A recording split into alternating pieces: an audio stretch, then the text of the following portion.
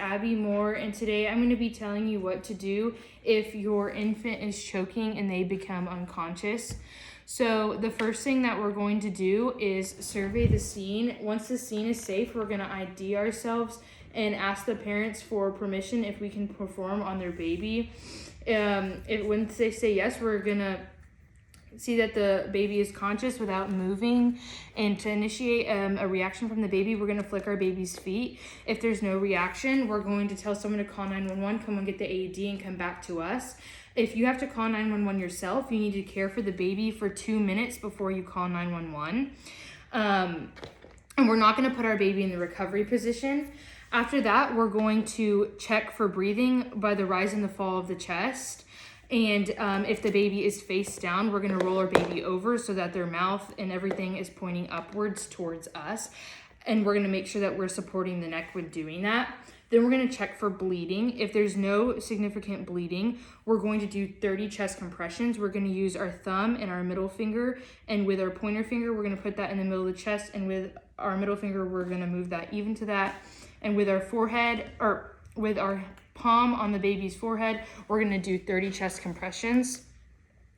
1 and 2 and 3 and 4 and 5 and 6 and 7 and 8 and 9 and 10 and 11, 12, 13, 14, 15, 16, 17, 18, 19, 20, 21, 22, 23, 24, 25, 26, 27, 28, 29, 30.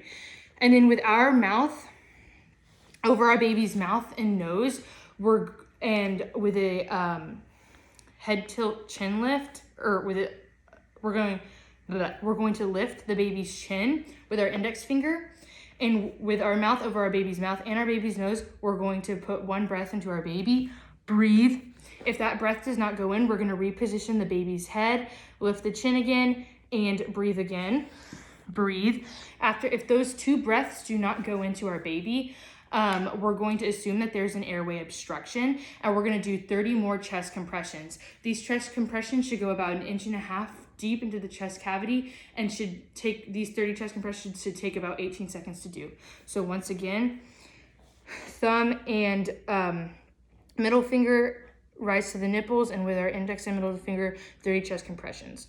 1 and 2 and 3 and 4 and 5 and 6 and 7 and 8 and 9 and 10, 11, 12, 13, 14, 15, 16, 17, 18, 19, 20, 21, 22, 23, 24, 25, 26, 27, 28, 29, 30.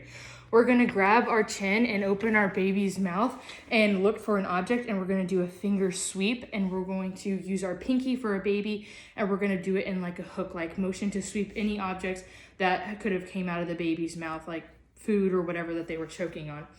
And then we're going to do another chin lift, and covering our baby's mouth and nose again, we're going to put 2 more breaths in for success to make sure that air goes in. So breathe, breathe. After those 2 breaths, we're going to continue with 30 more chest compressions. 1 and 2 and 3 and 4 and 5 and 6 and 7 and 8 and 9 and 10, 11, 12, 13, 14, 15, 16, 17, 18, 19, 20, 21, 22, 23, 24, 25, 26, 27, 28, 29, 30. And when we do this breath, we want to make sure that we're looking at the baby's chest to see if it is rising and falling. And we're going to repeat those 30 chest compressions, doing a finger sweep and 2 breaths until that object is either dislodged or that breath goes into the baby and you see that rise and fall of the chest. If the breath goes in, you're going to do a head tilt chin lift and look for breathing and the rise and the fall of the chest for 10 seconds to make sure that is going to stay stable. If there is no breathing or signs of life after this, we're going to start CPR. And if there is breathing, we're just going to monitor and make sure that they continue to breathe and that they're going to be okay. If we do have to start CPR, we're going to continue until the scene becomes unsafe. We're too tired to continue, the EMS arrives, or the baby begins to show signs of life again. So we only do CPR if there's no signs of life. So again, to recap, choking and the baby becomes unconscious, we're going to survey the scene.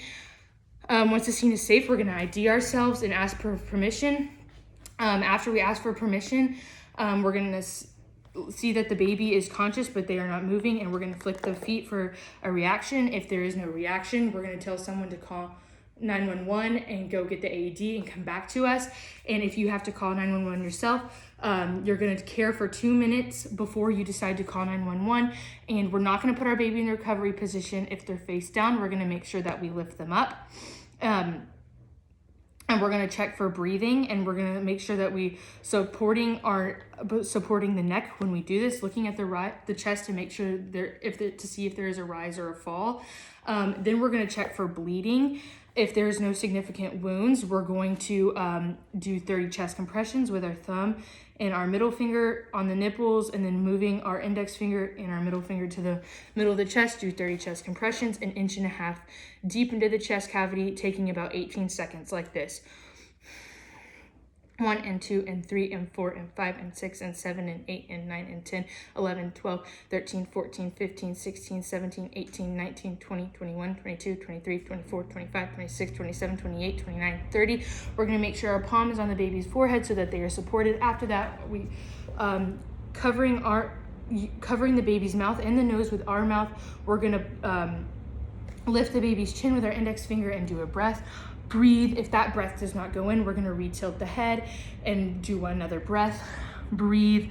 If those 2 breaths do not go in, we're going to assume that there is an airway obstruction, and we're going to do another 30 chest compressions.